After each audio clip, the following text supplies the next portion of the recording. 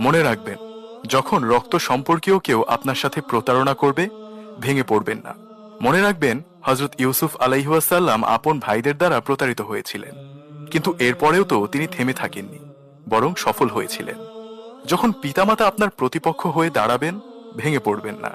মনে রাখবেন, হযরত ইব্রাহিম আলাইহিওয়াসাল্লাম নিজ পিতার দ্বারাই আগুনে নিক্ষিপ্ত হয়েছিলেন, আর সেই আগুন তো তার একটা পশমও পোড়াতে পারেনি।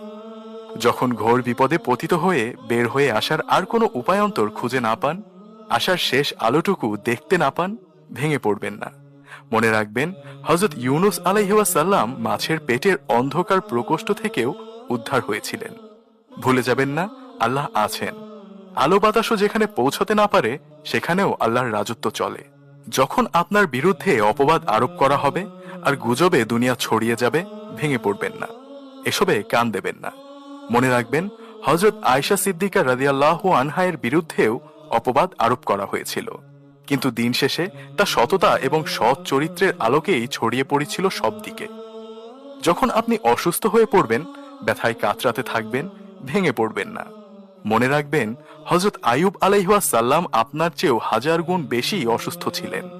তিনি সেই সময় ধৈর্য ধরেছেন। ভুলে যাবেন না, ধৈর্যের ফল মিঠা হয়। যখন আপনি নির্জনতা বা একাকিত্বে ভোগেন, ভেঙে পড়বেন না। স্মরণ করুন হযরত আদম আলাইহিসসালামকে, যাকে প্রথমে একাকী সঙ্গীবিহীন সৃষ্টি করা হয়েছিল, কিন্তু আল্লাহ কি তাকে বেশি দিন একাকী রেখেছিলেন?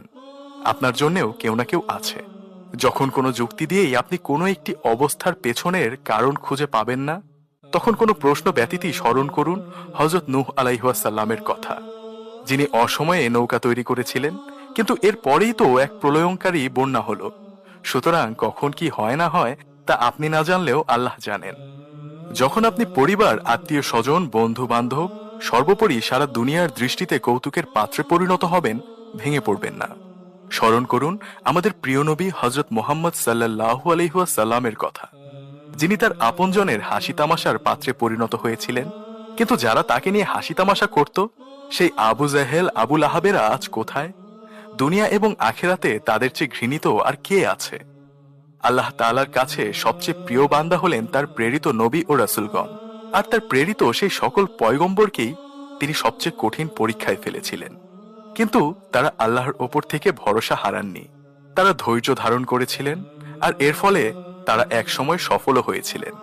আল্লাহ তাদেরকে উদ্ধার করেছিলেন সেই কঠিন বিপদ থেকে।